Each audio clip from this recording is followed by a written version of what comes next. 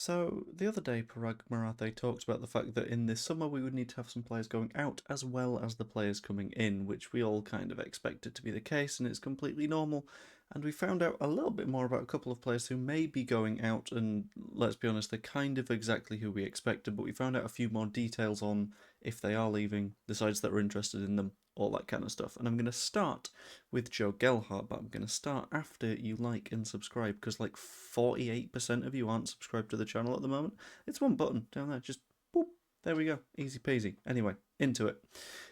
So Joe Gelhardt very likely on the way out. Hull City have been promoted this season. He himself has gotten 15 goals and 4 assists and been a key part of their side as a loanee, which, you know, if you're Leeds United and loanees get you promoted, you don't tend to sign them, looking at Ben White and Manor Solomon. Other sides seem to be a bit different. So Hull's technical director has said that signing him is effectively a foregone conclusion upon their promotion, which is kind of good to hear from a side that want to sell Joe Gelhardt at this point.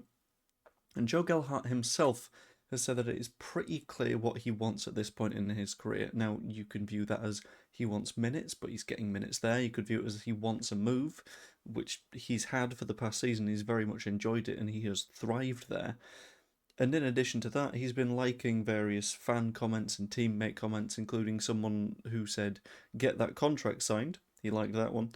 And you can tell he wants a permanent move. He liked that one as well.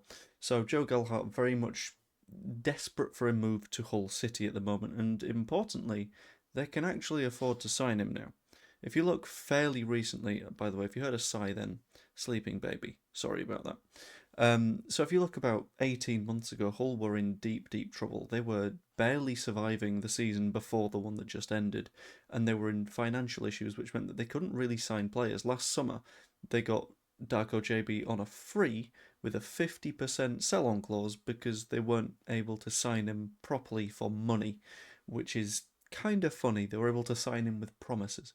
But in January, I believe, the EFL shortened that embargo, so this summer they are able to pay money for players. They're no longer under the EFL's jurisdiction anyway, and now they've got that big Premier League prize pot, which is for the worst team in the Premier League over £100 million, which means that they have plenty of money to throw at players to try and keep them in the Premier League.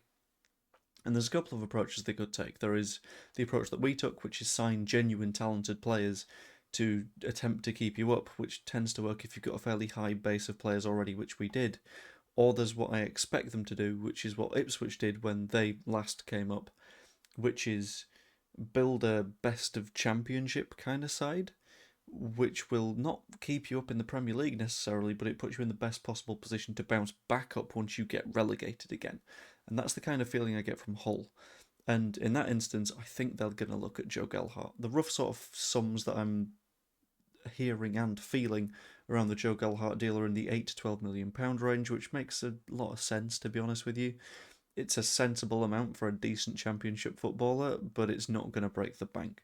In terms of wages, he'll probably get a little bit of a pay rise, maybe, depending. I don't really know what his contract is like with us or what it would be like with them, but it'll be higher in the Premier League than it would be in the Championship. And ultimately, I can see things kind of working out for both Gelhardt and Hull and us. That sort of £8 to £12 million move would be perfect. Another move that would be perfect, if it is able to be sorted, would be that is increasingly looking likely for Largi Ramazani. If you have a look at the way that Leeds United played this season, we played significantly less of a wing kind of game this season than we did when we were in the Championship. And we played a significantly less flary kind of game than we were playing in the Championship. After all, you don't really have a need for flair if you're spending a lot of the game defending and making sure that you are defensively solid rather than just going forward. And that, for me, probably signals that Largi Ramazani is not long for Leeds United. He's very probably going to go out on a permanent deal this summer. It's just a bit of a question around where, and there's a couple of options, and I'm going to start with Valencia. Valencia, the side that he was at this season, who ended up in a reasonably solid position in La Liga, I believe. I'm just going to have a very quick check, actually, to make sure. I know La Liga ended ridiculously close, and I know that Mateo Josef's Mallorca got relegated.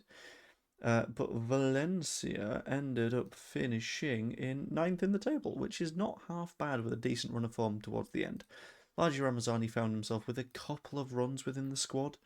Ended up with, let's have a very, very quick look and see if I can find out his specific numbers or if it's hiding from me. It is, there we go. Bloody hell, that's a lot of words to say all at the same time. Yeah.